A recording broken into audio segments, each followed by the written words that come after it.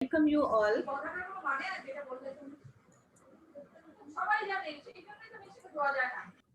Can we mute our audios, please, the audience? Thank you. Kindly mute your audience. Mute the mics, audience. Good morning again. We are very grateful to Bengal Welfare and Cultural Association for giving us an opportunity to conduct a panel discussion on emotional well-being during COVID times. This is the third webinar series being conducted by BWCA. The world as we know it has changed drastically in the last 14 months. An unknown virus has viciously attacked humanity. Even after 14 months, we remain unsure of our distant and immediate future. Having been infected last November, along with my husband and son, I can certainly still feel the helplessness and the fear of the unknown.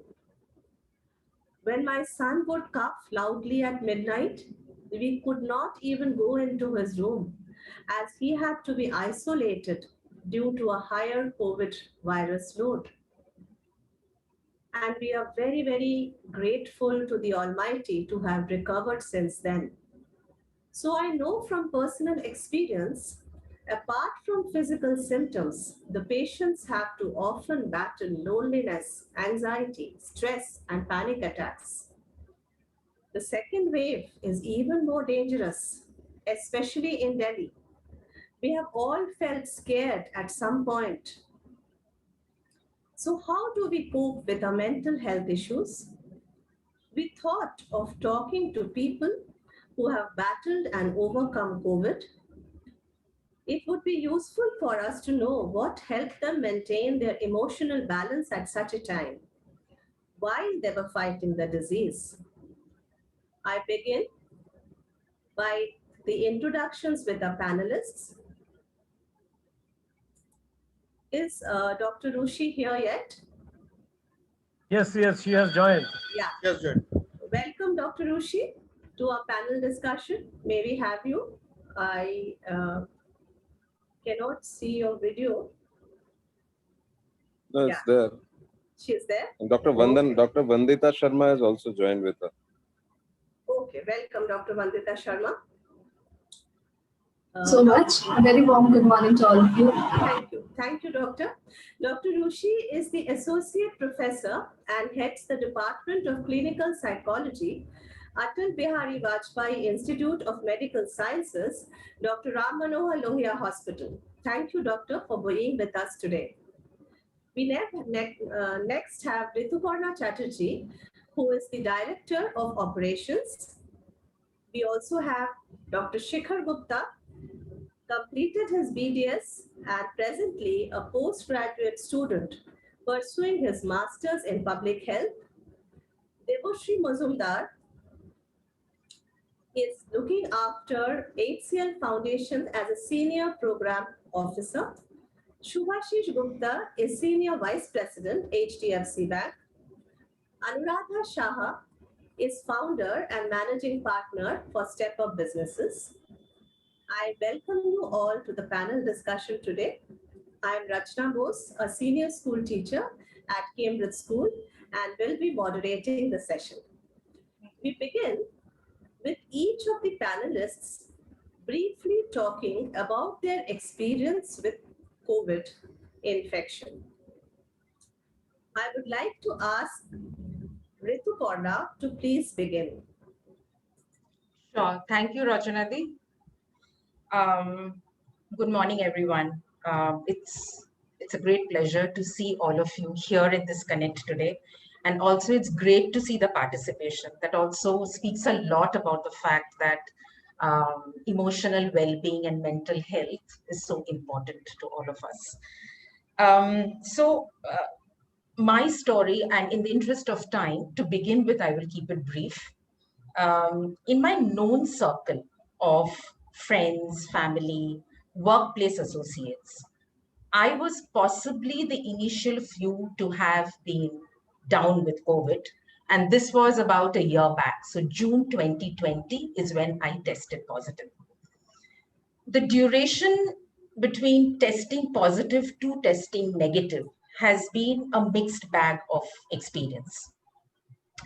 Because this connect is all about, emotional well-being and mental health, I definitely want to call out that at the start, that is me being tested positive, the initial few days, the experience emotionally was very harrowing. It was not good.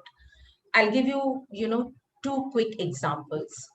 As per protocol, I had to inform the managing committee of my society that I have tested positive, and it was possibly the first, second, or the third case in the entire society.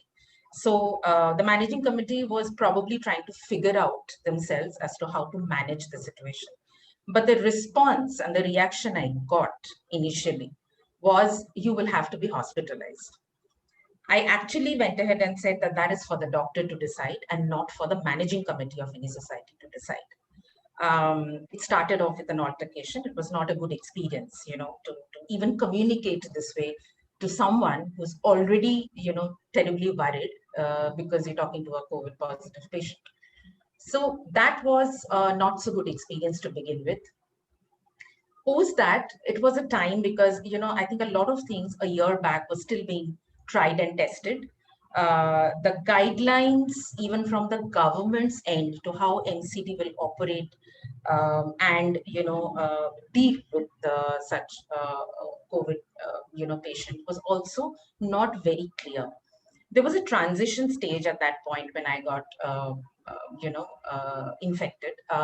Transition was in the guidelines, so I think the government was still trying to decide what will be the way forward in terms of whether the NCD employees will visit the house of the infected person or guide the person to go to a COVID center. That was the lack of clarity. So obviously, initially, I was asked to go to a COVID center. I think that was my most emotionally draining and disturbing moment. Because the thought of me going to a COVID center where I, at that point, didn't hear, good things about how a COVID center was being managed. So that was very, very disturbing. Fortunately, within a day, this changed. And of course, there was a house visit. I didn't have to go to a COVID center, but the initial communication from MCD to say, "Madam, aapko to COVID center jana padega," was not a good start at all. So yes, it did not start well. Emotionally, it was very draining, very disturbing, but things really turned for the better. I think the same managing committee from the society eventually was very supportive. Things ironed out, and the support and the communication, the phone calls I got from the government related team was very, very, appreciated. It was a good experience. Of course, family, friends, workplace associates, everybody was very supportive, and that helped. That was a huge part of my coping mechanism. It did, on hindsight, if I look at it, I will have good experiences more to share as against the not so good experience. So in the interest of time, I will take a pause here for now. And of course, later in the session, I will want to share, some of the more specifics in terms of how did I really cope. So I'll take a pause here. Rachanadi, over to you. Thank you so much. Shikhar, Dr. Shikhar, would you like to tell us your story, please? Yes. So hi, everyone. Good morning. Thank you so much for being there, and thank you for having me here. So as Rachna already shared, I'm a dentist by profession, and I'm currently doing my master's in public health. And I had tested positive in September end last year, which continued till the entire October. So while I was not going out very often, because I stay with my parents and my elder sister, and my mother is also diabetic. So I did not want my parents to have any kind of exposure. So just once or twice, I think in 15 days, I would have visited the market. So probably that could have been the source of infection. So I remember there were 2-3 days when I started having symptoms, mild symptoms. I had cough and mild fever. So I just suspected that since COVID was so much in the widespread time that time, so I thought I must get myself tested. And when I actually got tested, I tested positive. Also, I think there was a lot of stigma associated with even getting tested or getting positive. But I think initially, yes, it was mentally fearful, but there was a lot of support. I think like Rituparma ma'am also shared a lot of support from family, from friends, from everybody around, the security guards, the society management, relatives. I think everyone came together to help me and stand by me in times of need, which actually helped me sail through it, without much difficulty. So yes, that's all I want to share. Thank you. Thank you. Thank you so much, Shikhar. We go over to Debashri Majumdar now. Debashri, would you like to? Yeah, thank you, Rachna Aunty. Good morning, everyone. Before I go on to speak about my experience, I would really like to thank BWCA for giving us this platform and getting all of this together here to discuss a very pertinent and important issue of mental health and emotional well-being during the pandemic. Now, the pandemic has placed all of us into a very unprecedented situation and actually exposing us to feelings of fear, anxiety, stress, and leaving all of us very vulnerable. So I going back to my experience, I tested positive around mid of April, and around 15th of April, and the first thought that came into my mind, that how did I get it? So obviously I was under the impression that the last 1 year, this 1.5 year, this virus has been with us, and I had successfully evaded not getting it. So a sense of complacency had set in me, and I was going to office and I was meeting people. So there was this particular evening I had met a few friends of mine, and it was for a few hours that we had all met at my place. And I think within a couple of days, my sister was the first one to get symptoms, and I was under the impression it can be a mild flu. So, let's not think on those lines. But I was wrong, because I think everyone who was present that day was tested positive, including me and our respected families. So that is when that fear was setting inside me, because obviously we got it when the cases were soaring high. Delhi was in a bad shape.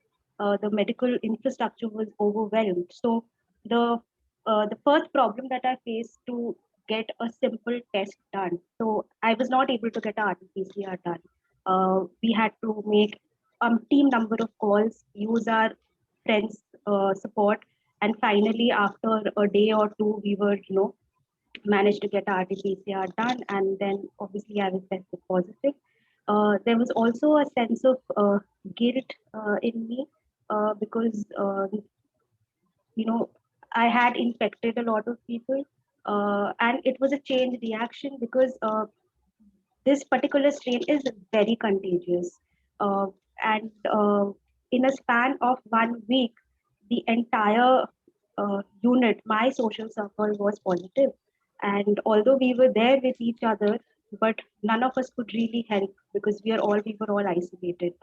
So what I feel, to cut it short, is, we know that COVID-19 is seen as more of a physical, has a physical implication. But, me working as a public health professional, and I've been working on COVID-19 for the past one and a half years, it is both. It's both physical and psychological, and we need to treat both these aspects at the same level and not succumb to it. And we need to fight it and have that positive thinking in our mind, and focus on how we can create those safe spaces around us, create a protective environment for us and our family members.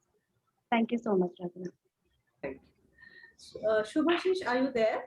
Can we have your story, please? Shubhashish, are you there? Yeah. Good morning, all, and thank you, Rachana Bodhi. Yeah, those days are really tough days. On 26th of April, my son has reported fever. Usually we thought it's a normal routine viral attack. And but on 27th, we consult the doctor, Dr. Vivek Goswami, pediatrician. He said, no, Subhashish, do RT-PCR. And that very moment, we are little bit worried, honestly, little scared also. On next day, 28th, me and my daughter get affected.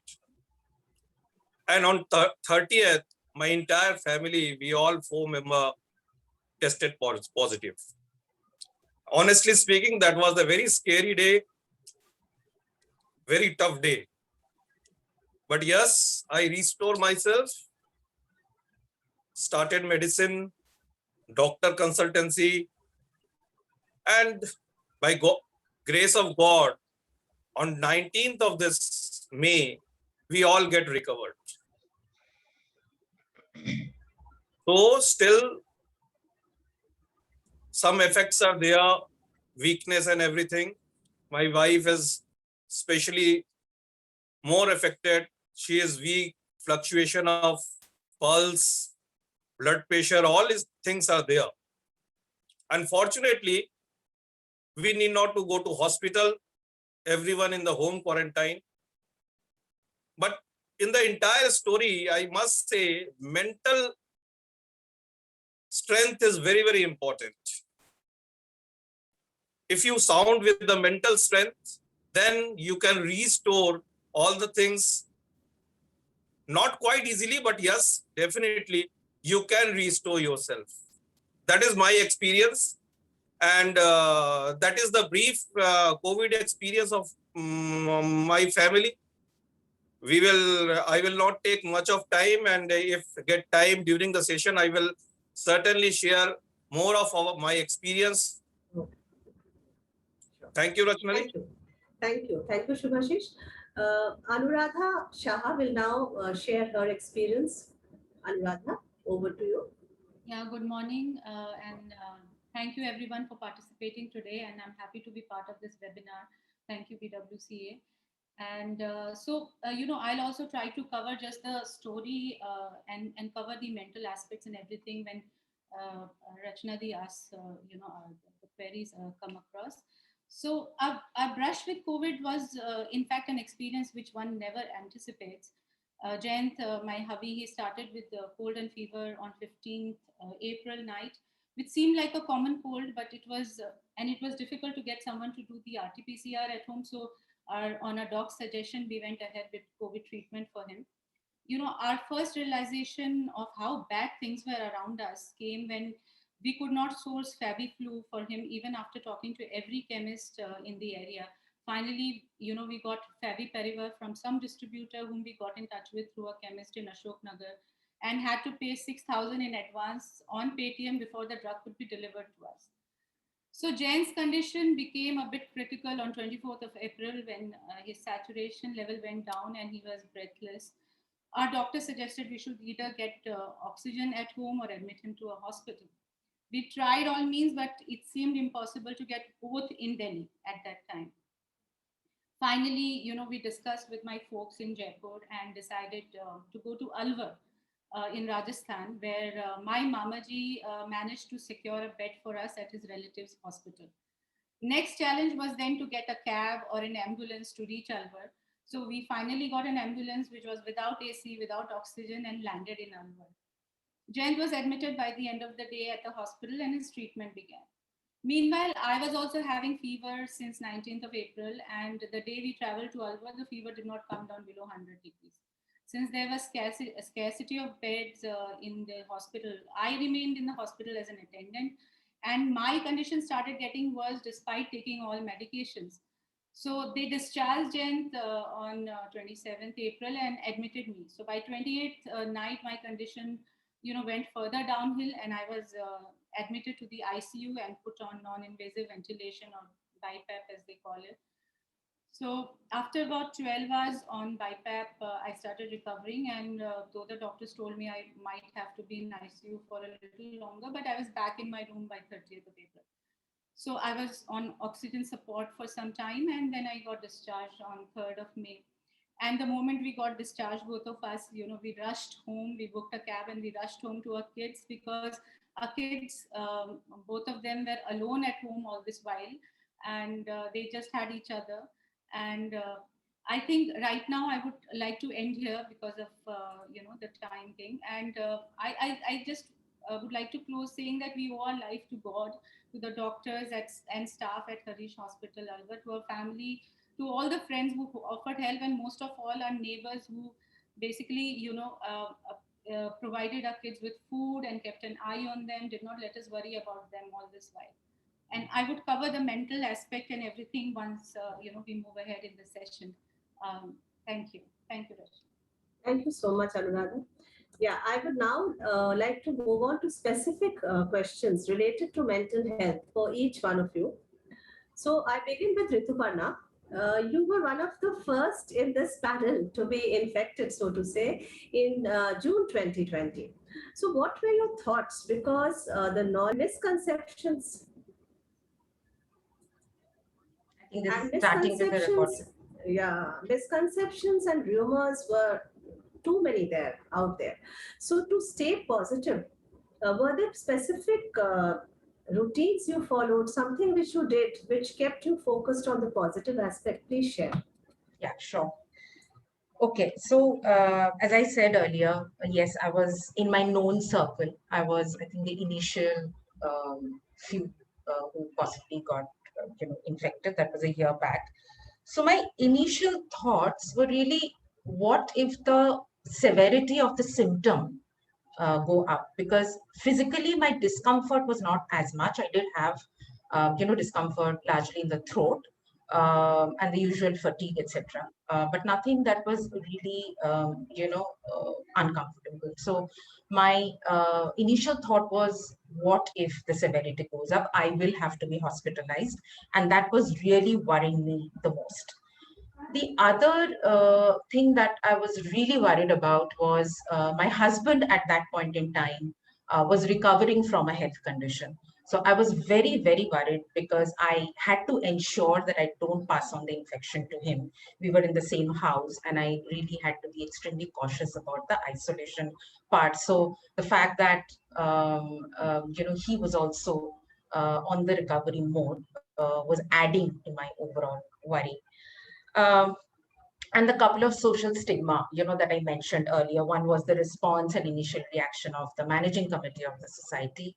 And the other thing which actually stayed on with me for a long time, on hindsight, I think that was not really required maybe, is a poster that from the government's end, they used to come and stick it outside your door, right? To say, to demarcate, okay, here, this is the household which has a COVID positive patient. I think that really affected me personally to an extent. So that was the couple of social stigma pieces I wanted to call out. Most importantly, how did I manage to stay well? How did I focus on staying well? And what was my coping mechanism? There are a few pointers that I definitely want to share with everyone here today. One is that I realized that there was a lot of advice pouring in with all good intention from every quarter. Yeah, starting from homeopathy to allopathy to Ayurvedic, long list of to-dos. I think, well-meaning people, but it can be confusing. Yeah, so then I decided you have to really trust the doctor that you're consulting. And fortunately, I had a very good doctor from Narayana for medicine, and I consulted him and I told him that if I get worried, don't be surprised, doctor, if you get a message from me late in the night, because I'm anyway losing sleep. right? I'm up through the night. So, and I get these worrying thoughts. So if there is anything that I think of, which can be a question, I might just text you, but it's okay for you to revert in the morning. And I will never ever forget, I think, for the rest of my life, the support that I got online from the doctor. It was so required. So that's very important. And a doctor assuring you in that situation, there can't be no better assurance. Yeah. And being available, responding to WhatsApp messages, however silly the query can be. Yeah. So that is the first thing I wanted to call out. Secondly, I think family, it's extremely important how your immediate family is supporting you. So the fact that I had my husband and my son take charge completely of the household was in a way assuring and had a calming effect, because when you know that you don't have to worry about whether the boys will be able to manage the kitchen and cook up a meal for themselves, that itself is a calming effect. So I think family stepped up and did whatever was possible, despite the fact that, as I said, my husband himself was recovering. Okay, and my son probably learned the ropes of the kitchen. That was his very first exposure, but they managed well. That was the second thing. The third, I was obviously, workplace was very supportive. And immediately, my reporting manager, my boss, just took over everything and said that, from this hour, you don't have to worry. But me personally, I thought if I'm just completely cut off, that was kind of worrying me. So, in a way, every individual has to figure out what is really bothering the person and have your own coping mechanism and work around it. So thirdly, I wanted to be connected with the workplace. And it was a good feeling because there were no deliverable pressure.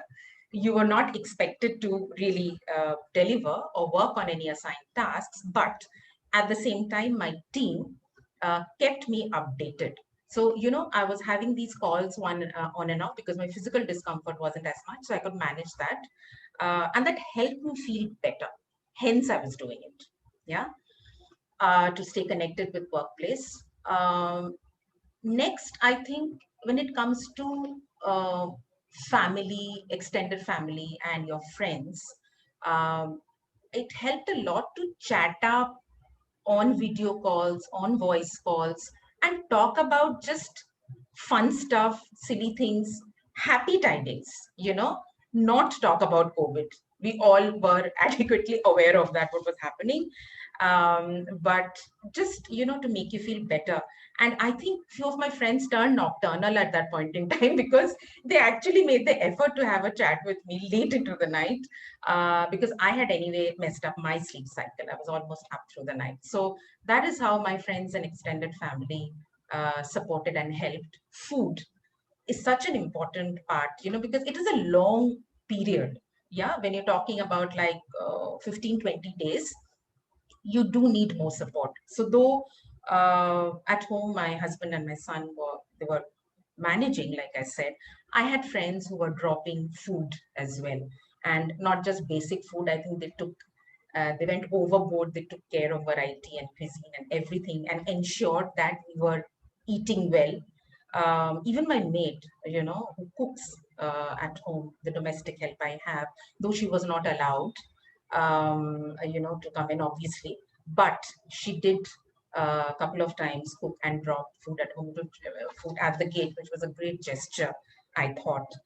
So here, I think for an individual to cope and to ensure that you are doing what is required for your own mental health and well-being, I think individually we need to figure it out, what helps us to be calm and manage our anxiety. So I had my complete 360-degree support, from every quarter, a great emotional safety net. And for me, it was, I think at the end of it, more than physical discomfort, it was a complete anxiety management and what I wanted to do. Of course, just one other point, and it's important because it helped me, is that I subscribed for all OTT platforms at that point in time. Yeah. So there was a lot of Netflix, Prime Video, Sony, Z, anything, I subscribed to a whole host of them, and I binge watched on Thriller, nothing grim, because I already had a lot of grim in my life, but comedy, thrillers, and that's the way I thought I could keep myself distracted. And it helped. It helped. That's why I just wanted to call that out. So yeah, I think those were the key points of my story and what I wanted to share in this forum today. Thank you. Rachana, Thank over you to so you. much. Thank you. Thank you so much, Rituparna.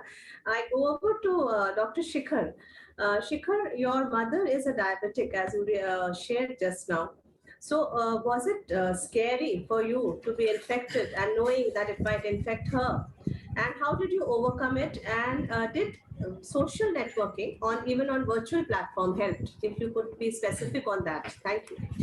Yes, sure. So as I just shared that I had tested positive in the end of September last year. And since I'm doing my master's right now and I was having online classes, so I was not stepping out very often. But since, again, I shared that I stay with my parents and my elder sister, and my mother is a diabetic, and I didn't want them to get exposed. So I was the one, who would just go out to the market only to buy essentials that were probably not available online. Whereas we didn't even want to get the slightest exposure during that time. So, but I think since a week or more, I had not been stepping out when I tested positive and I developed symptoms. So we all started wondering regarding the source of, where I could have contracted the virus. And then I could actually recollect that, while I was visiting the market, I could have come in contact with a person or a fomite, which could have caused the infection. So I did not have severe symptoms, thankfully, but I had extreme cough, sore throat, mild fever, extreme weakness. At times I had stomach pain or I would feel nauseatic. So that is what prompted me to get myself tested, since I stay with my parents and my diabetic mother. But I think now that I had got it, the only way forward was to face it head on, right? We couldn't have done anything much. So I had immediately isolated myself and I got my family members tested the very next morning. Yes, initially fear did grapple me, thinking about my mother especially and about my parents in general. But I remember all that I did that night was to pray and hope that, they would be protected, and yes, for my speedy recovery as well. Thankfully, all of them, my parents and my sister, they all had tested negative. So I think all throughout this period, my family has been my greatest support system during that time. They did their best to care for me. At times, my father and my mother, they would become so careless. They would just want to come near me if I would, cough very loudly, or at times the oxygen level also went down to inadequate levels. So that raised an alarm. And then I had to literally tell them that, no, you can't enter my room. You need to be outside. So that was like the genuine warmth of a parent, I think, which we all can relate to. And of course, they took all precautions to keep themselves safe as well. They provided me with the best of food, highly protein-rich diet, which is like a must in COVID. And I'm also a practitioner of Nichiren Daishonin's Buddhism. So I got a lot of support from my family, my Buddhist family, and they were all praying, they were all chanting with me in alliance for my recovery, which was very, very motivating. The MCD people also used to call me every morning without fail, and they would check on my oxygen saturation level, my fever, and they had also come and put up the sticker, outside my home, wherein we had to get isolated, and even my family could not move out for the entire 14 days. But again, that was very appreciative of how the government and the MCD people were really supporting the COVID patients and families wholeheartedly. Not to miss my friends, of course, they were always there through video calls, watching movies with me together on Zoom, which was like a big support, and it was a great distraction to divert my mind. Though I challenged to attend all my classes, all my lectures, but they would make notes for me and they would send them to me, since we had exams in the month of November. So which was again a very, very motivating factor. So extended family also, my relatives, they would video call call me. They would check from my parents on a regular basis about my and everyone's health at home. My mother was in touch with the senior doctor at AIMS, and I'm greatly thankful to him for his constant support and guidance throughout. So, and I think since I could not move out of the room, I also indulged in, reading more. I can really say that I am an avid reader since the very beginning, but of late, due to a very hectic schedule, I have not been able to find time, to watch TV or to read books. But I think this particular period, I could actually utilize to read a lot of books and, watch many series on Netflix and Prime, of course. And I also indulged in light, mild exercises in my room so that I can stay healthy. So I think to fight any illness or to face any health issue, I think nowadays it's very important to have a holistic approach. So it's not only about physical health as such, but it is also about our mental health, our spiritual health, and how we interact with people in our environment, about our social aspect. So yes, I did my best to, take care of all the aspects.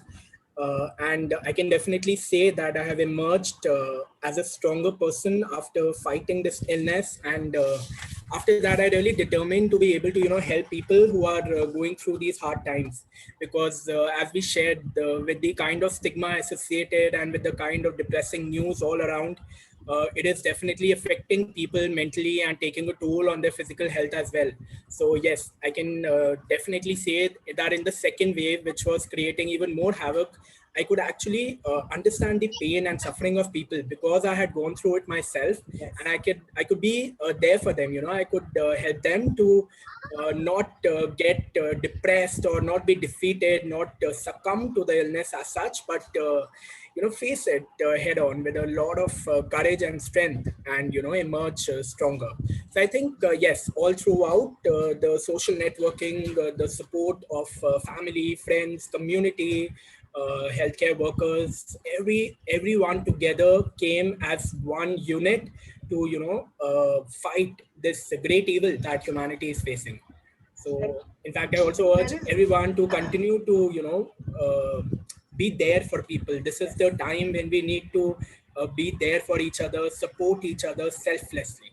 Thank you. Thank you. So Thank you so much. there is just one question, Shikhar, from you. Can I ask one question from Shikhar, ma'am? Yeah. I'm Dr. Rushi. I'm Dr. Rushi. Please I'm go Dr. Rushi ahead. from RML. Please. Yeah.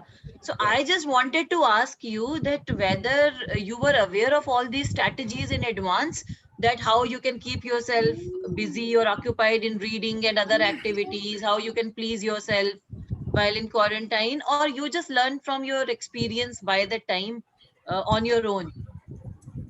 Yeah, to be very frank, it was this period of hardship that made me realize the things that I can do.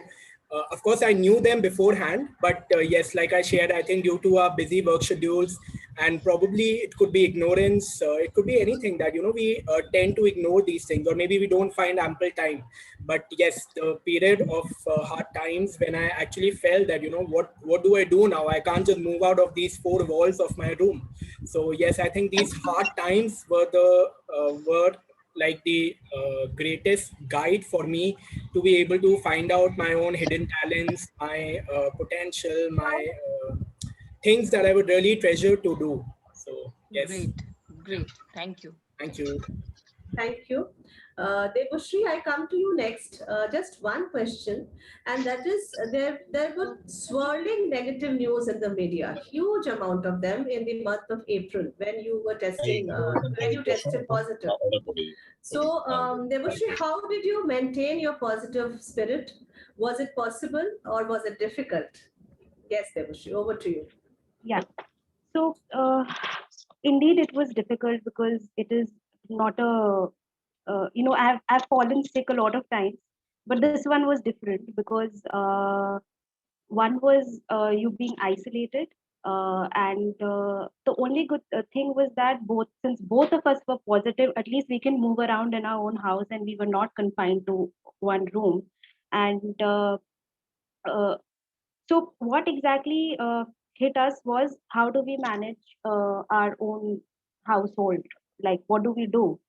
You have the resources, but you can't do anything because physically we were not that fit to even cook.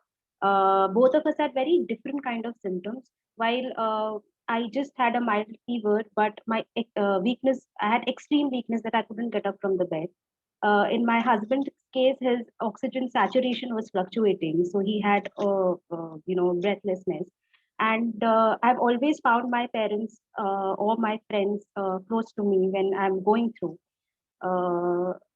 And that was the fear setting in my head, that if one of us have to be hospitalized or go somewhere, what do we do? Whom do I call? How do I take care of these basic things? But also, that was a time that a lot of people were losing their near and dear ones. So I was under the impression, will I make it? Will I come out of it? And in our extended families also, we had lost a few people. I've lost a few colleagues. So everything, it was emotionally very draining, very draining. And although, you're taking medications for your physical symptoms, but for mental health, you don't have anything. What helped us was the strong social support we had. A lot of friends, were just a simple message. How you doing? How you feeling? That is all. You don't need much, and also you can't speak to anyone. So you need to identify your own support system. You need to develop that safe communication channel, whom to contact, whom to uh, talk to, because what I feel, this pandemic is right outside our door, and we cannot live in that bubble that it won't happen to me. I am taking all precautions because I was also under the impression I'm taking all precautions, but I got it. So what do you do? How do you help yourself? What I feel is that all of us, we need to have a plan. You know, you need to have that contingency plan in your mind. What do I do? Whom do I approach? Whom do I talk to? Because if that is already prepared, it eases you out. And in my case, and getting the treatment at the right time is also very important. It helps you, not push the disease to that severity level that you have to be hospitalized in most of the cases. In my case, I would say that my father-in-law is a doctor himself, plus my family doctor was there. So it was very comforting to speak to them. As Ritu auntie also mentioned, that they used to send a message. So, that is how it helped both of us to uh, come out of it. Now, this is just one side of the story. The other part being is that, even if you're not getting the virus, staying in this confined space without any social interaction, it is also creating a havoc. It is actually affecting you. And what do? You will have to help your own self. What I feel is that it is, whether you not get it or not, it is your own self you can help. You have to take care of your both of your mental and physical health. So both of them should go in tandem with each other. And and if you see that somebody is suffering, just pick up that call. You look what kind of help that is required, listen to them, which is very important, and empathize. So when we are dealing with mental health issues, you need to listen out to people, and also link them with the various kind of services, whatever you can, however you can, because these days all the RWAs have set up their own portals, how to help people, how to connect them. So don't be scared that if I tell them, I will be ostracized or I won't get that help. Because in our case, initially I was a little scared to tell. We've just newly shifted to a new place, and I was very scared, should I tell my neighbors or not? Will they stigmatize us? But I think I was wrong. Once they get to know, I had got a lot of help in terms of food, in terms of getting basic healthcare facilities which I needed, be it medicines, because at that time, also to get a simple crocin was very difficult. I remember my husband was running 103 fever, and I couldn't even get a crocin. It was that difficult. So These are very small things, but it hits you. So I feel to maintain that positive thinking, you need to be mentally very strong. It is easier said than done, because once you go through it and once you are in that four walls, you might think that, I don't know what's going to happen. But talk it out. I think it helps. It really helps to go through the situation. Thank you so much, Devoshri. Thank you. Shubhashish, I come to you now. Just one question for you too, and that is that you have young children and you were more severely affected than them. So did you feel scared at any point of time? Were you anxious? Were there any panic attacks? Please share. Yeah, rightly, Bodhi. I talk about the attitude. The attitude is very important during these days. Since last 14 months, we all are discussing and listening about COVID. But today, for a change, I want to discuss something other than COVID. Though it's a forum for COVID, but I will talk something lifestyle, rather how we can live better in today's situation. Definitely, I will link my experience and the nature of this virus with the entire life story, lifestyle. Three things are most important as per my understanding.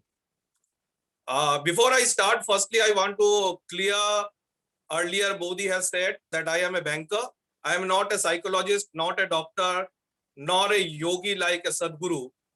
But even whatever I am saying, that is only basis of my experience of last 1 month.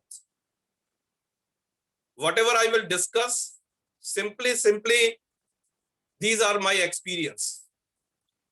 Three things are very, very important. One is the attitude. Second is the discipline. And third, things which makes you happy, please do that. Attitude means positive attitude. Do not run away from the problem. Do not run away from the problem. Well, as per my understanding, there are two types of people. One who loves pizza and eat entire slice of pizza. But second, who entire size of pizza but leave the crust, the harder size, which is not cheesy. So my say is, do not away from the sad side. Do not run away from the problem. When first wave came, I did all those things which I feel it is important. Shantanu is witness. Under the Purvo Diganto banner, we did many social activities. I went to Calcutta. I was going to office every second day. Whatever is needful, I do. But this second wave, I fully home arrested. I honestly speaking, I get scared.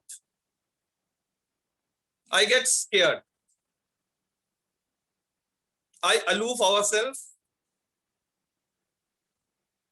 and no,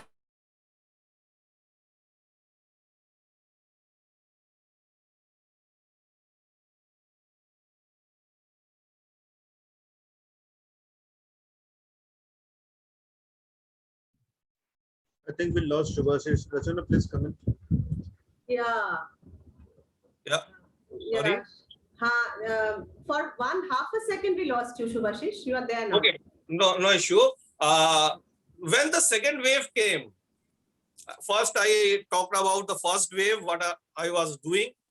When the second wave came, I fully scared. I fully home arrested.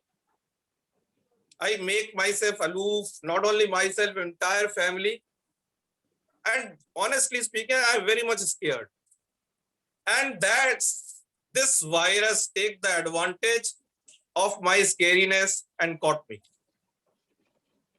So my first fundamental point and my first takeaway, do not run away from the problem. Follow all the protocol, government guideline, but do not get scared. This is the first one. Second, now coming for the discipline. This virus is a very disciplined virus as per my understanding goes. If you follow all the protocol, mask, sanitization and social distancing, तो ये आपको नहीं पकड़ेगा. He is a very disciplined virus. Similarly, for the people who are disciplined, who wear mask religiously, social distancing, washing hand, all this virus will dare to come near to you. In my case, मैं पहले ही affected हो चुका था. Now I got disciplined little bit later. What's that? I started all the following protocol and the medicine very religiously, very disciplined. Follow steam, pranayam regularly 10 minutes, gargle, whatever the things, continuous in touch with doctor. I follow all these things religiously with a timetable. I put an alarm in my mobile and every fixed time it starts to remind me what I have to do. This is the time of pranayam. This is the time for gargle. This is the time for steam. And everything is witness. This virus again run away from entire my family, fortunately. So my second takeaway is, please be disciplined. And honestly speaking, as per my experience goes, this virus is very disciplined virus, and this virus will not come to the people who are disciplined. Shubhashish, we are running short of time. If you could please wrap up a little quickly. Yeah. Because, Once again, only one or 2 minutes. Finally, third point is that do things which make you happy. We have stopped watching TV, social media updates, all the things. We start watching our old marriage CD, my son's Annuprashan, and all the things which make us happy. These are the 3 takeaway from my discipline, positive attitude, and do the things make you happy. That's it. In Bengali, chaliye jete hobe hashi mukhe. Thank you very much. Thank you very much, Shubhashish. Thank you. Anuradha, over to you. One question, because we are running short of time. I know it's unfair to you, but you were the most seriously affected. So while in hospital, both you and your husband were admitted. So did you feel any panic attack or anxiety attack with 2 young children in Delhi and both of you at Alwar? And how did you stay focused? Just this one question, if you can, please. Thank you. So basically, I think it was critical because we have heard of a lot of deaths of our closed ones, which is happening. And I think that's a very important question that you've asked, Vaishnavi, because this is the point I wanted to bring into focus, is that we have realized, both Jayant and I, that a lot of people who have gone into from severe to extreme severe situations and put on ventilators and all that and have passed away. So I think how you react at that moment when you are getting into that severity stage is becoming very, very critical. Because I remember very well, because I had been with my father-in-law in and out of hospitals a lot many years back. This was in 2007, 2008. So I wasn't so scared of hospitals. I feel that is one of the reasons. So when I was being taken, to the ICU for the BPAP and for putting me on ventilation, so at that time it seemed like a procedure. It didn't seem like, and it helped that both of us were together in the hospital. Jayant was there, and I was there when he was admitted, and he was there when I was admitted. So both of us were there together in the hospital. I think that helped a lot. And we did not panic. I think even at those times in the hospital, we were there for 9 days in the hospital, both of us. We were having jokes. We were having those light moments also, and we were laughing over the phone also with someone. So we took it a little lightly because we have been in and out of hospitals. We had that experience. My father-in-law actually came back from ventilator twice. So we were, maybe that was the reason we did not panic. And as a person also, I think as people also, both of us, we don't easily panic in such situations. As far as children back home are concerned, my daughter is, I would say, kudos to her. She's very sensible. She turned 18 this year. And she's a very practical and very sensible person. I would just state one statement she made to my sister. That if you can't control a situation, if you can't control the whole situation, then you should try to just control whatever you can personally. When my sister spoke to her over the phone, so my family was constantly in touch with the kids, and my neighbor, they sent food, they were in touch with them all the time. So that helped a lot. My nephews and nieces were playing games with my little one. My little one is 7 years old. So that was a major challenge. And my daughter, she managed him also. She managed the entire housework because the maid was not coming. So I think she was a very, very big pillar of support. And I think 3 factors, yes, we did not panic at all. And in fact, I got a compliment from the doctor before leaving the hospital that you're very courageous. So that was also a good thing. But I think we both did not panic at all. We just took it as a part of the procedure, whatever the doctors were doing. We were lucky, we were extremely lucky. We took the right decision to go to Alwar in the right time. And the doctors were quite good there, though it is a small place. The hospital is not of the standards of a Fortis or an Apollo, but the overall care was good. So, and I listened a lot to Mahamrityunjay mantra when I was unable to sleep, because there were many painful days, extremely painful days when I could not sleep, I could not eat, could not breathe also. So at that time, I listened a lot to Mahamrityunjay mantra, and that helped me a lot. That gave me a lot of strength. So since we are running out of time, I would like to, I think the fear factor is the biggest factor. If someone gets into that situation where you know that you might be put on a ventilator, if you reach that stage also, I think the biggest turning point for anyone, from there up to the next stages, is don't panic. I would like to, reiterate this point as many times as I can to whoever is there in that situation, or if someone is attending to one of their loved ones who is in the ICU or on a ventilator, do not even panic at that stage. Ventilation or ICU is intensive care unit, which means that you are being given extra care. You are just being given extra. That is what my brother said actually.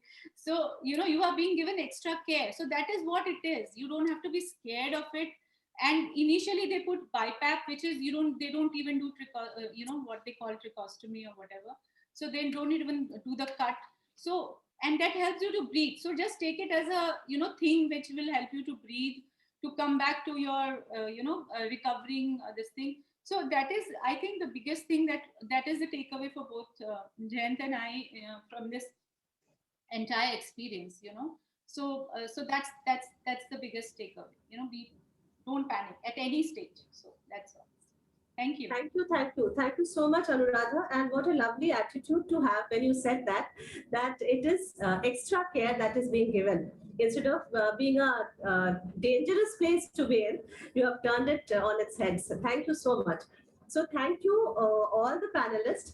I now come to Dr. Rushi to have her expert opinion. You have listened to the panelist doctor. You have heard their story. Many in the audience must have also related to their story. Over to you, doctor, for your expert opinion on mental health during COVID times. Yeah.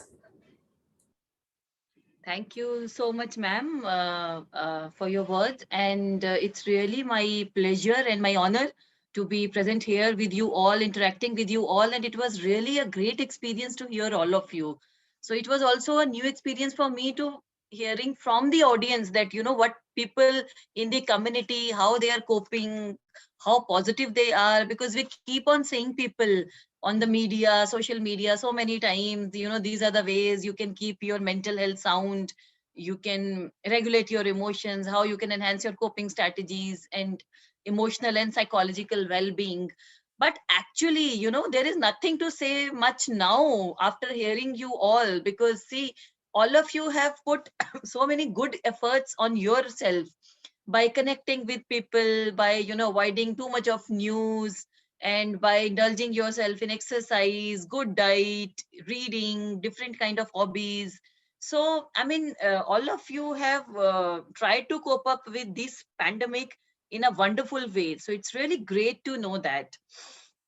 So I hope and I wish that, you know, all the audience in our India, I mean, in our country, it's like that. So because, you know, initially when last time as a professional, I'm sharing this thing with you all, because last time when in the month of February, so when we came to know that, you know, this is going to happen. So because that time what was happening that people who were coming from the China, hello, can you hear me? Yes, doctor. Yes, doctor. Hello. We can. Yes. Yes, Acha, we हाँ. can. So what happened that when when the flights were coming from Italy and China, and the people straightforwardly from the airport, they were sending to different hotels for the quarantine for 15 days. So last year in February or March, that was a huge, you know, topic of worry and uncertainty and anxiety, apprehension among the people who were quarantined there. So near about, you know, we were posted there in those centers and hotels to provide mental support to those people. So there were around 3,000-4,000 people we had provided support at that time, from starting from the last flights when they were coming. So all of them were very anxious, very uncertain, because they were saying that, you know, the countries from which they are coming, there they were quarantined, they were instructed to be in the house. So it was difficult for them to go outside the house, and it's not like India. So if you are going outside, you will not be punished. So there the punishment is very strict in terms of monetary this thing also. So they said that it was very hard for them to stay inside the home for 3-4 months, and now when they have come back to their India to meet their family, then again they have been quarantined for 15 days, where they are not certain matlab, that whether they will be able to meet their family or not, for it, because they will be tested first. So for example, if they are tested positive, then again they will have a isolation period for another 15 months. So all these things were happened for the first time. So that was a very huge, you know, source of anxiety, worry, and stress and depression among the people. So what happened that, and in the families also, the children were so scared, the houses were locked, there was lockdown. So people were having, you know, different kind of issues, you know, the people who were working from home, so they were having a lot of anxiety. So the mental health of the people was impacted, social isolation was there, people were getting confusing from the social isolation and physical isolation. Actually the media and our government, they impose this as a source of social isolation. So people got confused that, oh my god, now we will not be able to meet people. But actually when you know, we psychoeducated people in the on the social media and the news channel also, I just clarified this thing in the very beginning that, you know, this is just a physical isolation, this is not a social isolation. You can get connected with each other, with your family and friends. You can get that psychological and emotional support from them through the technology. That is the use of, you know, technology.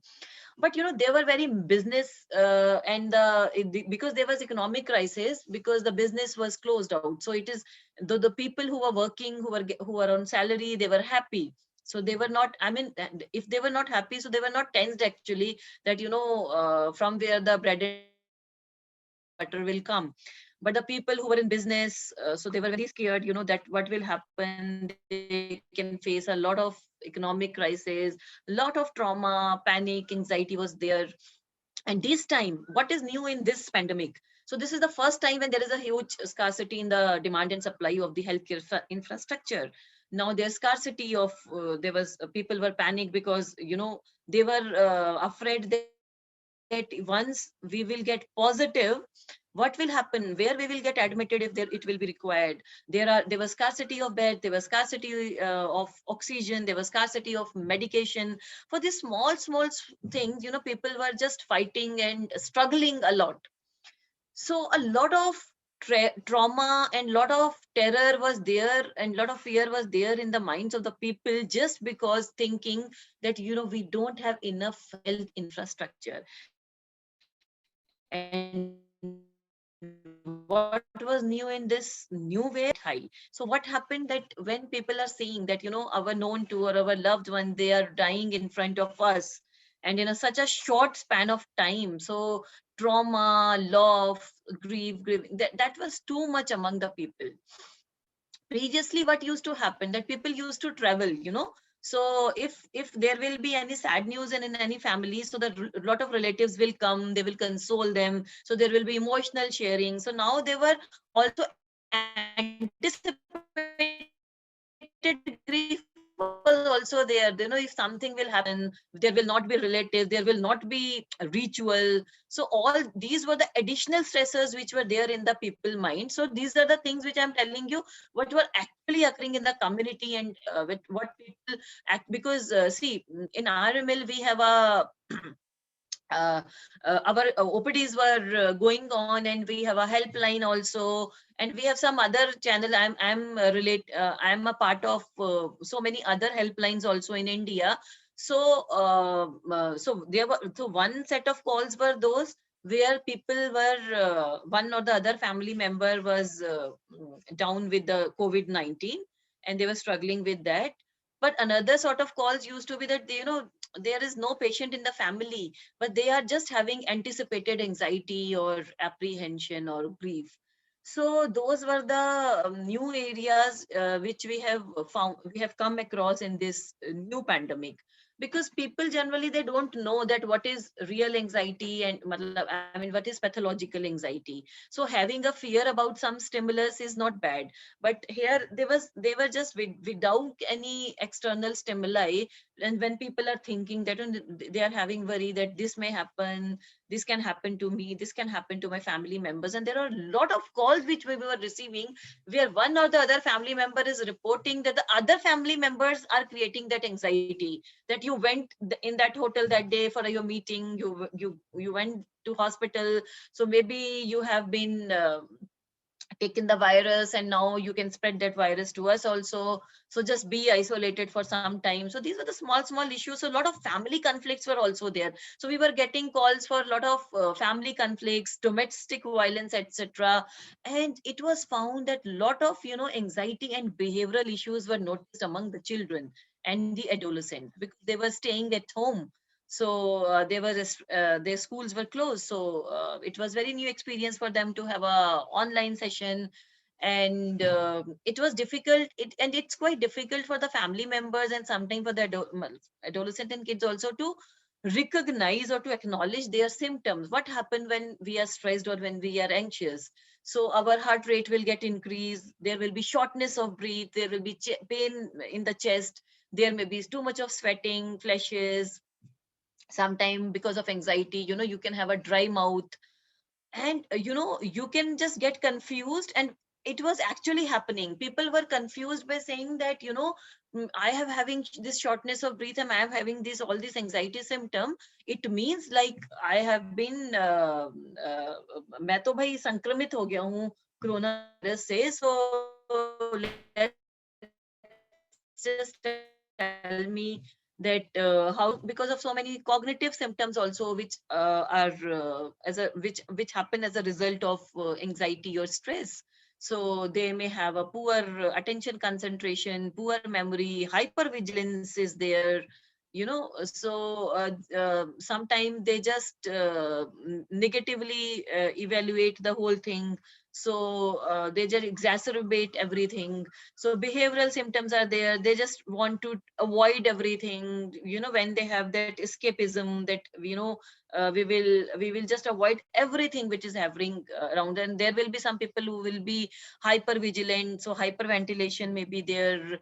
And sometimes they have, you know, it's behaviorally also you can see that they are so restless, agitated, and because of that irritability, agitation and restlessness, and because of some other emotional where they are having those negative emotions, when they feel very frustrated or low or anxious. So because of all these anxiety or stress symptoms, you know what happens, they get confused that they are having, these are the symptoms of the coronavirus. So that was another issue what they reported, that there was so much of panic in the family. So it was very difficult for them to know basically that what is going on, whether it is a COVID-19 or it is just anticipated anxiety. So because see what happened, that we all go through bad times in our life, we all have our own fears, we all have our own struggles, but this time all the people, they were experiencing so much of disappointment, loss and change there around.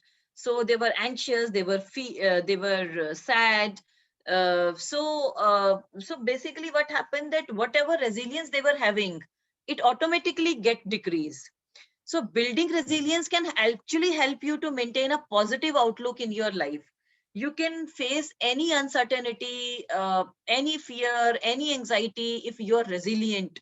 So after listening to all of you, I have just reached to that conclusion from your point of view also, that you know what actually saved you, it was you could able to enhance your coping strategies and resilience during this tough time, isn't it? That was the only thing which could otherwise क्या होता है कि when you are anxious or when you are much stressed up with anything, then your immune system also get affected. So your immunity will also be low if you are not mentally sound, if you are anxious. So to enhance your immunity also, this is also very important for you to be, to be more resilient and to opt for good adaptive coping strategies. And like you were discussing in your chat, in your experience sharing, that this was also very important what we advise people, that you have to cut down to your news updates, you know? So you have to give your mind a break from those panic induces newses. Nowadays what happen, if you will open any news channel, so there will be those repeated news, those bad, which those news actually create negative emotions among you. So if you are listening all the time those negative news, you will be anxious, definitely.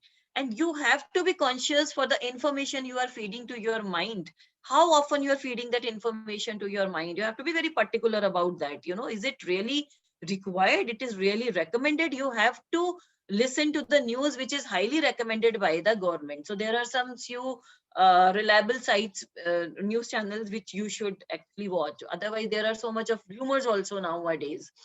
So in cut short, you can say that you can focus on currently at what you have to learn to live in your present moment, right? You are not sure that what is going to happen in your future.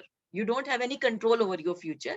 You don't have any control over your past. Usually what happens, either we are worried by thinking about our future, or we are sad about our past because we have feeling of resentment, we are feeling of regrets so many times. So this is the way, you know, you can keep yourself staying on the present while keeping your self just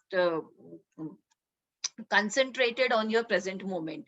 You have to focus on what is there in your control. Don't pay too much of attention that what is not in their control. You cannot stop anything. You cannot stop yourself from being worried or being stressed up. What you can do actually to yourself, you can control your response to them. So, because of this pandemic, COVID-19, anxiety will be there. This is a natural thing that you will be fearful also, you will be apprehensive also, but that fear and apprehension should not be to that extent that actually you are feeling, so obsessed with those things, and now you are losing control over your responses and you're losing control over yourself. So how you can control yourself? You can build resilience, you can follow the latest information through the reliable channels, you can focus on that what is important, that is actually important for you, while ignoring all the irrelevant or details. You can care for yourself, you can love yourself, you can love people around. So you can follow a good routine. Starting, there should be a discipline in your, especially eating and sleeping pattern. There can be some relaxation, but there should be a routine. So according to that, only your biological clock builds up.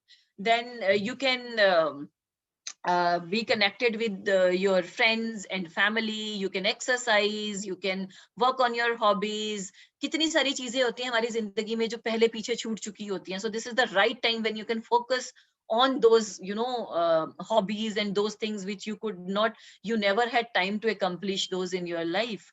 So you can seek support from other people, and you can provide support to other people. So these are the small things over which you have control. You can follow easily.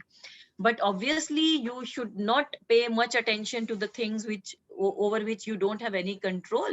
You cannot control this infectious disease, you cannot control the deaths around, you cannot control the education system. It's not possible for you that you will tell the government that open this, we are not able to handle the kids at home, so it's better that you can open the schools in a way that the people are not getting infectious. So these are the things which are not in your hand. So your kid has to be in the home, the illness is around. So sometimes you also have to travel.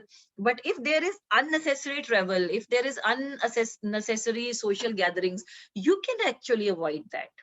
So एक बहुत ही कहावत अगर आपने सुना होगा, कहावत नहीं है बल्कि मतलब it's a very common example that if there is too much of winters, the climate changes, so we don't have any control over our climate, right?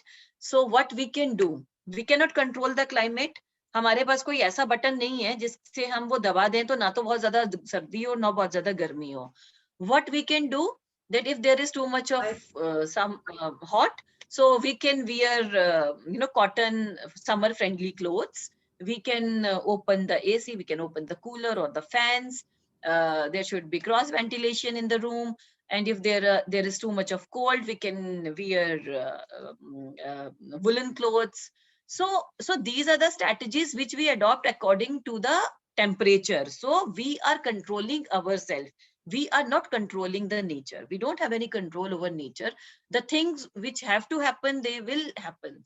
So you just have to power your mind, not outside events. You have to realize that, what are your strengths, how best, in a best way you can cope up with that particular situation. That is the whole thing. And all of you were adapting to many positive things, but you can just tell all these things to your neighbors and your friends also, that on routine basis, if you are practicing mindfulness, it is really going to help a lot to control or to decrease all of your stressors and anxieties in your life. It helps you to build an awareness to the present moment. When you focus your attention to the present moment, your present emotions and thoughts and bodily sensations. So you don't think about your past, you don't think about your future. It just requires paying attention to what is going on and observing and describing your experiences, but not doing without any judgment. So it's a non-judgmental approach. We are not getting judgment to, oh, this has happened because of this will happen because, it's going to happen. No, you don't have to be judgmental. You just have to present in your present moment. You start those exercises from the breathing exercise. So when you're inhaling or you're exhaling, you're paying attention to your breath. you know, how the oxygen is going inside your stomach. The thoughts will come to your mind. You don't have control over thoughts. So you don't have to put so much of energy. Otherwise you will get obsessed that, you know, you have to stop those thoughts. No, you just present on your present moment. You focus on your present moment, what is going on, in what activity you are indulged, and the thoughts will come and they will go. Let them come, let them go. But you don't get judgmental about those thoughts, you know, that if some negative thought is coming, so it's going to happen. No, it is just a thought. So you have to take that thing as a thought only. Otherwise also, this is a very good exercise which actually helps children a lot in enhancing their attention concentration, their executive functioning, and in their academics also. So this is advice for the parents, for in the families where there are kids. You can promote your kids for doing this mindfulness, and gratitude is also one of the exercise in gratitude. And otherwise also, simply they can practice, and you can practice gratitude during this time. This will boost your mood. This will reduce your stress and anxiety. It will reduce your, you know, irritability and aggression, what people are reporting nowadays a lot in all the families. It will enhance your self-esteem. It will increase your empathy. So, you know, empathy and resilience are the two things which actually enhance your coping strategies in any situation, which is, you know, crisis situation or a trying situation. So research also shows that if you cultivate gratitude in your day-to-day life, that actually helps you a lot in maintaining your good mental health and well-being. So you can just start from a very simple exercise. You can ask your kids also at home that you just write 2, 3, 5 things in a day, what happened good during that day. You can ask them to write down anything, what is good about themselves, or what is good about other people who they like, any good experiences through their life, so they can maintain a diary also. So it's just recognizing, acknowledging, or writing, or remembering those things for which we feel gratitude. So you know, and this is the time, you know, corona has not come actually, that is what I think, and mostly spiritually, many people are thinking nowadays. It has not come to disturb us. It actually help us to enhance the coping strategies of all people. Like you were saying, that this was because of this pandemic or COVID-19, that, you know, you could adopt those positive things in your life. Like one of you was saying that you are not very fond of reading, but this is the time, or you could not find out time for reading, but this is the time when, you know, you could read. And I remember last day when the first time, you know, I was visiting after the lockdown, when it was the second or the third day after the lockdown, when I was going to my office. So I was feeling so happy that earth and plants and everything, nature is so happy because there was no pollution. So, you know, हमारा earth, हमारा environment, हमारी climate, हमारा nature कितने दिनों से तरस रहा था. They were deprived of, you know, having this view that when there will be no pollution, there will be cool and calmness around. So, and it was such a good experience to going to office in the lockdown when there was no pollution, no crowd, no this thing. So that those were the new things. I mean, when when it emerged initially, so those were the small positive things. So that was a time when you can have a good bonding with your family. You can have your family rituals together. You can have food together. You can pray together. You can play with your kids. So after following, you know, these small family rituals and small activities, you can actually enhance your bonding. So you must be recognizing or realizing that, you know, since some years, especially जब से technology इतनी ज़्यादा आ गई है ना, the people, they are not have time for their family. So family, it was having an impact on the family bonding. So this was the time when in the lockdown, most of the people were working from home. So they had good enough time to enhance their coping, to enhance their bonding with the family, to enhance their resilience. So those were the positive things they could inculcate among themselves. Then this was the time when people thought that, you know, because there is not so much work in the office, and at the home also there are other family members to help them. So they thought that they can, and actually because there is a fear of that virus also, so they thought that they should indulge themselves in some exercise. So it's a very good thing. You can practice. You can tell your neighbors, your friends, your relatives, your kids that there should be a regular, structure in your routine when you are having at least 1 hour for mild to moderate level of exercise. Those studies, research shows that 20 minutes of exercise thrice in a week is also enough. But then also my suggestion to you that it's not only in this pandemic, you should always follow this routine in your life. Is there any problem? Excuse me. Yeah. Am I audible to Doctor, all of you? yeah, Doctor. We are running short of time, so if you could, Yeah. So I'll kindly, just yeah. Thank you, Doctor. So it's just coming. So lastly, the exercise, you have to tell your kids and your family member that it releases the endorphins or endogens, and there are some hormones which are responsible for your happiness. And so you will basically feel happy, and in the long term also it's going to enhance your cognitive functioning. It will improve your memory, concentration, and also this is good for the kid, this is good for adults, for everyone. This is good. Then apart from that, there are many meditation and breathing exercises which are available on Google, so you can follow those exercises. So you can follow good sleep hygiene also. That is also very important. Apart from having a good sound sleep, you should sleep for at least 6 to 8 hours daily. Apart from indulging yourself in physical activity and breathing exercises, you can have some time for fun activities, for hobbies also. And you should have a balanced diet, no doubt, nowadays, especially in this COVID pandemic. So you should have a protein rich diet, where you will consume low carbohydrates.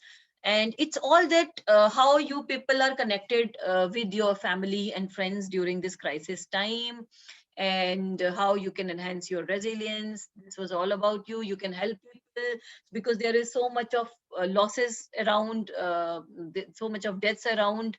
So you can be a pillar of support for those people. So these were the small things which you can follow. So I will just request, this was all from my side.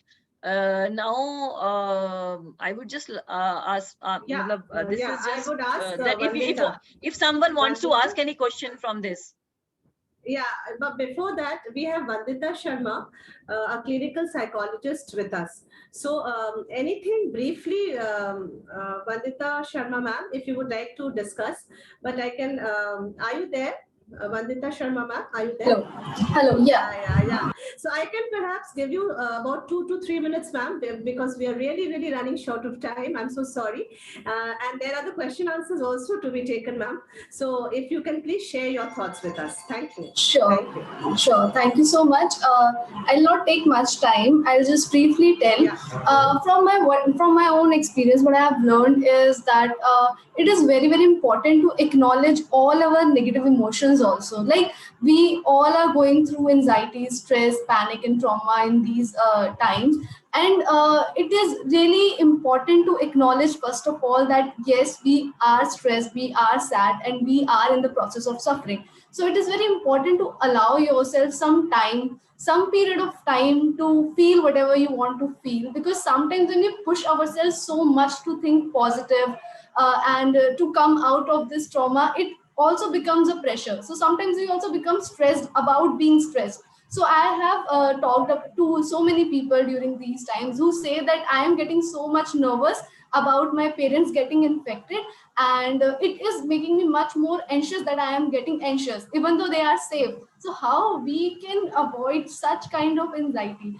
So it is absolutely fine when you acknowledge it, and then you can take a breathe, you can take a pause, take that break, and then sit with yourself, and then realize that what are the steps that you can take here, how you can control yourself, and how you can control your own thoughts. Because there are so many things that are beyond our control right now, as everyone has pointed out.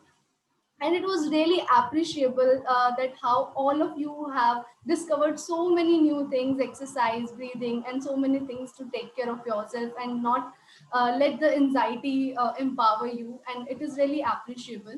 So it is also very good that sometimes when we acknowledge ourselves, our good steps, so whenever we are able to like stand out And when we are able to take care of ourselves, it is really important. We appreciate ourselves for it. We feel gratitude for ourselves that, oh, even just the taking of a bath when we feel sad. So it's very important to appreciate for all the small steps that you take for your own self, your own peace and mental health. And yeah, there are a lot of negative distortions, cognitive distortions that we are going through. One thing that can help us in this situation is to think from the broader perspective, and to think that how I can contribute, like how I can control my emotions just because I want to feel calm. So centering your attention to your own self, having this intention that you want to feel calm, you want to feel at peace, and I think this intention will help you to find that calmness and peace for your own self. Thank you. Thank you. Thank you so much, Vandita Sharma ma'am. And now, before I take the question, I go over to Dr. Samik Bhattacharya, who is the Chief Nodal Officer for Manpower Deployment in the COVID team. So how do the healthcare workers, how are they functioning? We have talked about the citizens. What about the doctors and the support staff in the hospitals who are looking at so much of tragedy all around them? Dr. Samik, would you like to reflect on it and tell us a bit? Are you there, Dr. Samik? I will very brief. I will be very brief on this. See, the fear of unknown is the most profound part of the pandemic. In the initial wave, we really didn't know how this thing will spread. Is it by airborne or by only droplets? And we had we had tremendous scarcity of protective equipment at that time. I'm talking about the first wave. So putting people in COVID areas used to be a task. Used to be a very difficult task. So as a what do you call an HR manager for this job, in the initial part it was tough. So what we really thought about was that we will use the whole manpower of the hospital in a very judicious, fair and transparent way. That will take away that feeling among them that yes, I am not being exploited. So that feeling we removed from the manpower, and the deployment system was very transparent. Anybody can come and see that yes, I am not being put in more number of times and somebody is being spared of it. So this one aspect we followed. And the second was we tried to make them as comfortable as possible by putting them in hotels so that they don't have to go back home after doing COVID duties. So that also made the health workers' life very easy, because the fear of infecting your own people was not there. The other part was that the government took was the vaccination to be given to the health workers. That is one of the most commendable thing the government also did. We have a helpline number, as Dr. Roshi has said, that many people were asked to take care of themselves by consulting the psychologist. As a person of handling COVID manpower, the most difficult part was when somebody used to call me and say, I have a 1-year-old child, please don't put me in duty. I still feel that is true, and I have a very old parents. I want to be spared of COVID duties. So I used to tell them that, see, it is not that you are the only one doing it. I used to give examples of others with the same kind of situation. I used to maintain it. I still maintain a database of the kinds of difficulties the families are having, like small children, parents with a lot of illnesses. And I used to say that, you see, this guy has done it, and you can also do it. At the same time, we used to always consider genuine requests of the manpower. So these are the challenges we faced, and obviously our manpower did a wonderful job, as they are still doing. Thank you. Thank you, Dr. Rushi. You have been very lucid. And all the panelists, I have learned a lot from you people, that the way you have coped up with the situation. Thank you. Thank you, Dr. Samik. That's a very empathetic response to the situation. So we go on to the questions now. The first question is from Shantanu Bose, who asks, and this is for Dr. Rushi. I have recovered from COVID last November, and I have taken both the doses of vaccines. However, the moment the second wave started, I started feeling anxious and kept checking if I can smell different kind of things. So from deodorants to sanitizers, I would keep sniffing all around. So I know it is my anxiety. And along with this, I would check the oximeter reading without having any symptoms related to COVID. So I know it is not normal, doctor. This is the first part. And the second part is, how do I focus on staying positive when things go back to normal and I have to go out for work because I feel scared to do so? Over to you, doctor.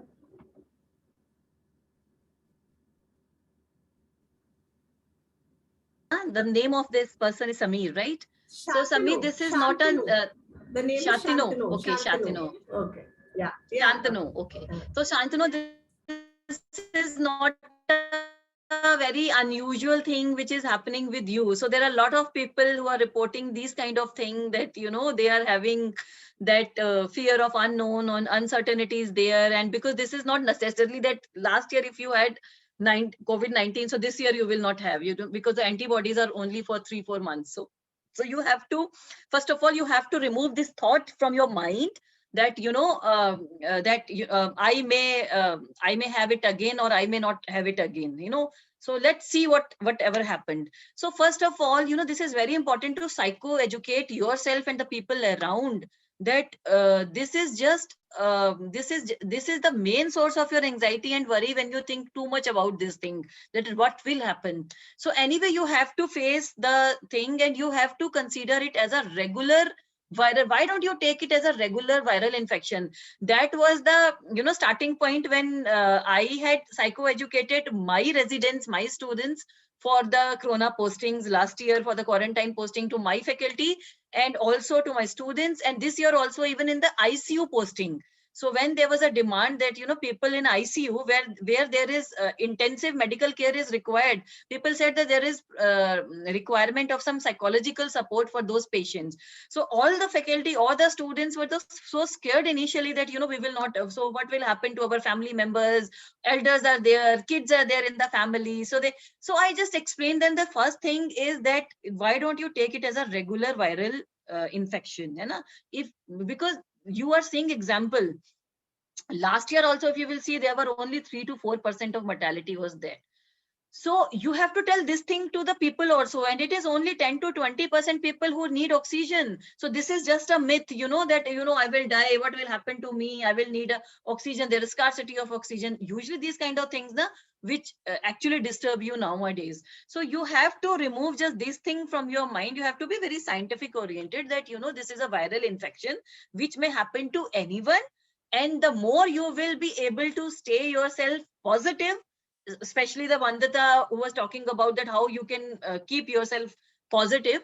So if you are able to stay yourself positive, if you are able to keep yourself resilient, if you are able to follow the adaptive coping strategies, there is no reason that, you know, you may have this infection or your immunity will get suffer. Just look at us who are the health professionals. We are going to our hospitals daily. Last year also we went, this year also we went. But most of us, I mean 90% of us, we never, 90 to 95% of us, we never had this infection. Though recently I had this infection, I'm in the recovery phase only, but it is not because I was visiting my hospital. The infection came from another family member who was going through the market. So like, you know, one of you were telling initially that if we are adhering to those basic norms or protocol which has been recommended by WHO, if you are taking care of your hygiene, you are taking care of your hand hygiene, you're wearing mask, you are maintaining that minimum physical distancing, I don't think that, you know, you can have this infection. Just look at the rate that how many people are having this infection. And this time, yeah, there were some serious I mean accidents which has happened during this second wave. It was because the people were taking it for granted. In our hospital also, in our colleagues, in our friends, we have seen that people were going for vacations, and people were going for the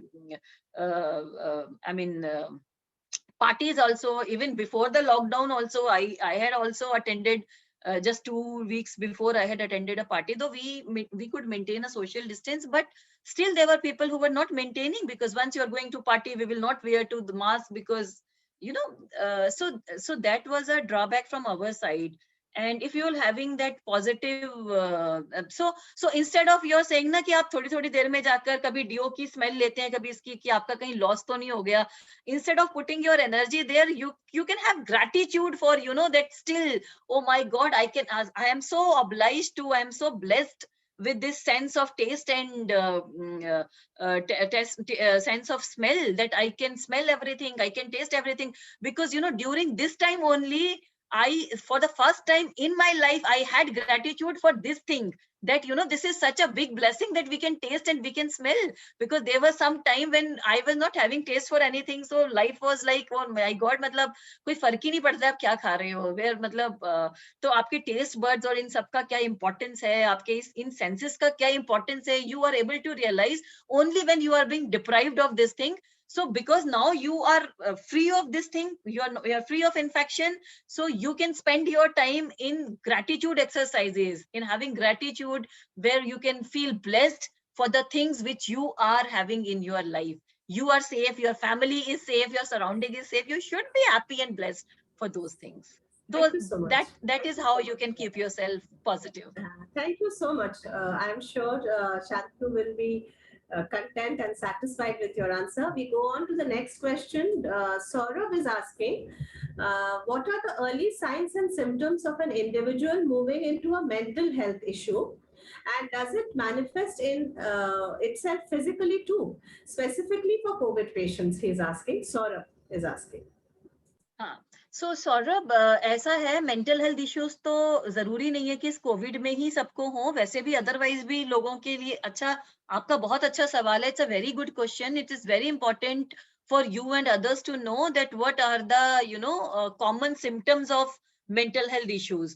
So in those common symptoms, anxiety, depression is very important. Some amount of stress we all have, but when that stress becomes pathological, when it is too much, that when it is having impact on your daily functioning, when it is impacting your work style, it is impacting your day-to-day life activities, it has impact over your biological function, when your sleep is disturbed, when your appetite is disturbed, and when you are when your cognitive functions are disturbed. And in depression, what happens, most common symptoms are, see, in depression, which is very common, which is very common, it has been reported in the researches also, that nowadays also in this, after the second wave, there are 22 to 25% of people who are having depression, and almost 22% of people are having anxiety. So anxiety symptoms we had discussed in the beginning, when what I was talking about the shortness of breath and restlessness, घबराहट वगैरह की जब हम बात कर रहे थे, but depression पे शायद मैंने ज्यादा चर्चा नहीं की थी. So I would like to let you know that so when you are having a predominant depressed mood, sad mood for at least 2 weeks, है ना? So and when this sadness of mood is associated with loss of interest in things where you used to take interest previously, or there is lack of energy. So any one symptom from these two symptoms, sadness of mood is accompanied by either lack of energy, low level of energy, or when you feel too much of fatigued, or you are losing interest in the things where you could have take interest previously. And apart from that, so these are the two core main symptoms. And apart from that, there are many symptoms. You will have self-esteem, your sleep will be disturbed, your whole biological clock will get disturbed, you will have ideas of worthlessness. Some people may have suicidal ideation or death wishes too. They have guilt feelings. So there are many other depressive symptoms also. If you are having those symptoms for 2 weeks, then only you label that person as depression. So similarly, there are many mental health issues among the children also. There are many emotional and behavioral issues. So if you are having, my suggestion to you is that if you are having doubt that you are having some mental health issues because of which you are feeling very disturbed, you are feeling stressed up, you are feeling sad or anxious, and you are not able to decide whether, so you should take consultation from a psychiatrist or a clinical psychologist. You should visit the nearby health setup to clarify that whether it is at the syndromal level or it is up to the subsyndromal level. अगर कोई भी चीज ये issues subsyndromal level पर होते हैं, तो जिन चीजों पर हमने आज बात की है, चर्चा की है, you can just get benefited out of those things. But if it is syndromal, then definitely you need a professional help. Help may be a counseling or psychotherapy itself, or it may be accompanied with some amount of medication also, which are quite safe, and the treatment is possible. You have to keep things in your mind, and you have to make other people sensitize that, you know, mental health issues are 100% curable. Treatment is available for most of the mental health issues, especially those are common mental health problems. Thank you. Thank you. Thank you, doctor. The last, I think, question is from Mahua Gupta, who says that, is there a system or facility in place where those who have recovered from COVID and need counseling can be counseled either in RML or government or private institution? But Yes, it yes, is but definitely. not a paid service, doctor. She is requesting for a non-paid service. Yeah. Yeah, bilkul. So because we are we are working in a government working, so you can definitely visit to RML anytime. And most of all, Vandita, can you share the helpline number if you have your mobile in front of you? So we have a helpline number in RML, so you don't have to visit to RML also. You can just make a call to that number from 9 to 4 on working days, from Monday to Saturday. Saturday it is from 9 to 2, and on Monday to Friday it is from 9 to 4, where you can call on that number. It's a helpline number of RML. So it is totally free of cost service. So you will be given help through that number. And apart from that, you can visit to RML also. And you know, first time you have to visit. We have a provision of online sessions for counseling and therapy also. So so right now, when there is lockdown, people are not able to visit hospital. We are not calling them. We are not giving sessions to them after calling them hospital. We are providing session them while sitting at home. Even when I was not, keeping well, I was down with fever and this infected with COVID-19. During that time also, I could able to provide sessions to them because I had to provide from my home only through video calls or audio calls. So this is the, you know, benefit of the technology nowadays, and this is the implication of the telepsychotherapy nowadays. So you can definitely help through any government organization. It is free of cost, and you are most welcome to visit RML or to visit the helpline of RML anytime, anywhere.